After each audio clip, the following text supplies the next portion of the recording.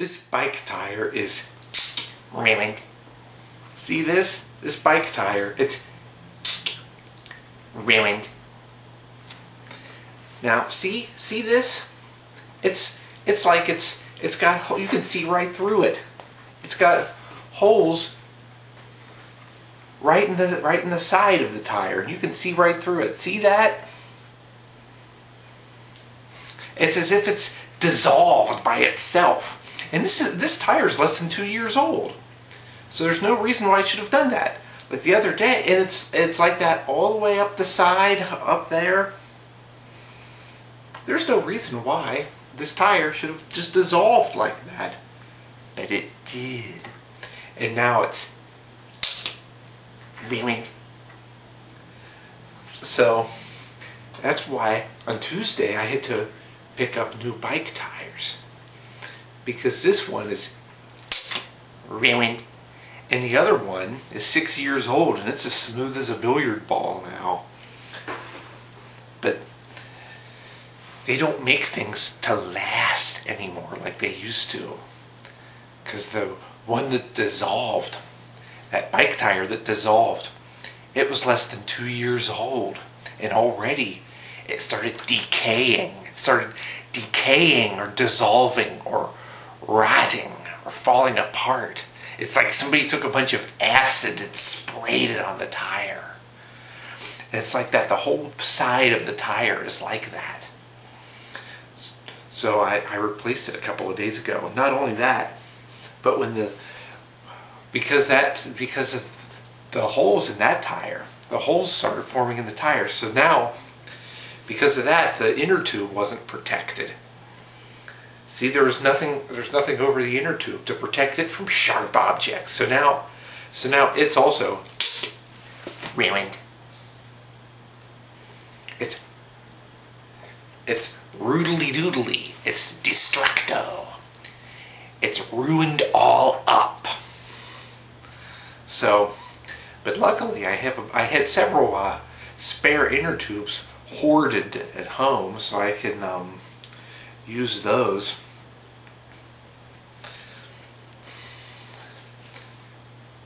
So see, this is now no good. This inner tube has gone to the great rubber dump in the sky. You could fill it up some, but there's a little puncture hole that caused by not being covered because of the hole in the tire. So if you want to fill it up all the way, it's, as I always like to say, it's ruined. It's like that tire. It's like somebody's poured acid on it. It reminds me of that scene in Superman 3, where Superman gets tainted kryptonite and he becomes evil. Remember that? Remember how cool that was?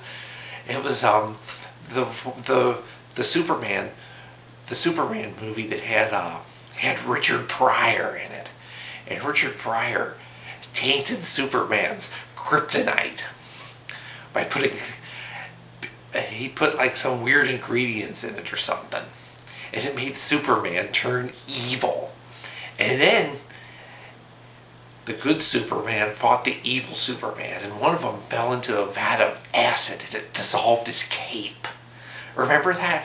What a funny scene that was. That's what that's like. That's like Superman's cape after it fell into acid. And I think that scene, it was like supposed to represent an internal battle, like a personal internal struggle between good and evil. I think that's what it was supposed to represent. I think that's the whole point of that scene, of the good Superman battling the evil Superman. It's like a person has an angel on one shoulder and a devil on another. It's like represents the battle between good and evil that every person must struggle with. But for me, the good won because I don't vote Republican. So the good side must have won. Actually, I did vote Republican once. recently because the Tea Party's endorsed a Democrat, so I voted Republican in one election recently. But that's an exception, not a rule.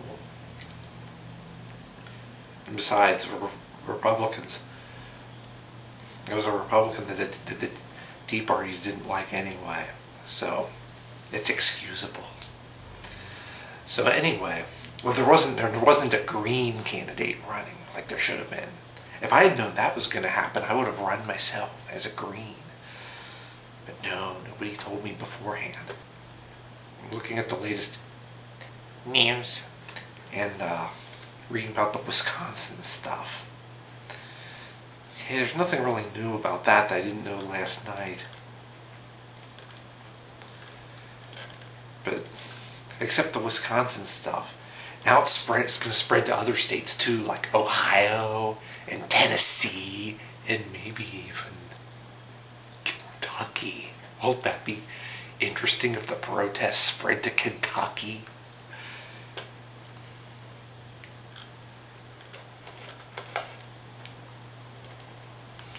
So that's the latest news. You have to check the latest email too. See, but that bike tire is utterly destructimated. It's got. I wonder if you can actually see through it here. See, I can see holes right through. I can see the sunlight shining right through it. See, right there. This is what I'm talking about. See, right there. That's the worst part, I think. It's like it's dissolved clear through.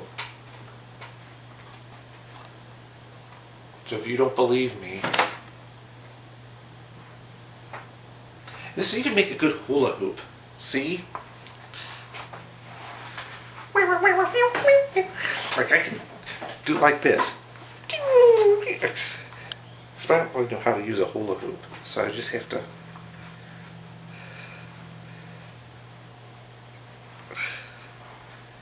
Oh well, maybe not. I think it's too soft to use as a hula hoop. It's soft. Bubble Yum is soft.